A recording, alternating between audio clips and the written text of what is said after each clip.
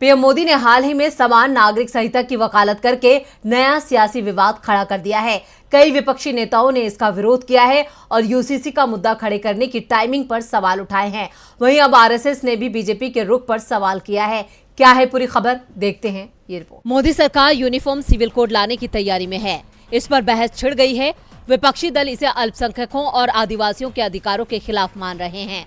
वहीं बीजेपी नेता सुशील मोदी ने हाल ही में एक बैठक में पूर्व उत्तर सहित आदिवासियों को किसी भी संभावित यूसीसी के दायरे से बाहर रखने की वकालत की थी। हालांकि कुछ विपक्षी सदस्यों ने बैठक में विधि आयोग के यूसीसी पर उठाए गए कदम के समय पर सवाल उठाया था।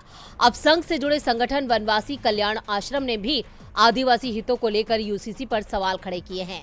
वनवासी कल्याण आश्रम के उपाध्यक्ष सत्येंद्र सिंह ने एक बयान में कहा कि अनुसूचित जनजातियों को इस कानून से बाहर रखने में हम संसदीय समिति के प्रमुख सुशील मोदी की भूमिका का स्वागत करते हैं। बयान में वनवासी कल्याण आश्रम ने विधि आयोग से ये भी अनुरोध किया है कि उसके अधिकारी देश के विभिन्न आदिवासी क्षेत्रों का दौरा करें। इस दौरान वो आदिवासियों के प्रमुख लोगों और संगठनों के साथ चर्चा करके उनके रीति रिवाजों और उनके विचारों को गहराई से समझने की कोशिश करें।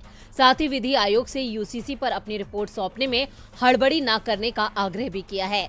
साथ ही संगठन ने अनुसूचित जनजाति और उनके संगठनों के सदस्यों से अपील की है कि प्रस्तावित यूसीसी को लेकर उनकी जो भी चिंताएं हैं उनको सीधे विधि आयोग से साझा करें। सत्येंद्र सिंह ने कहा कि विधि आयोग सभी हितधारकों से परामर्श के बाद केंद्र सरकार को अपनी रिपोर्ट सौंपेगा और उसके बाद ही सरकार संसद में विधेयक लाएगी। ऐसा कोई बिल आने पर कल्याण आश्रम भी अपना सुझाव या फीडबैक देगा।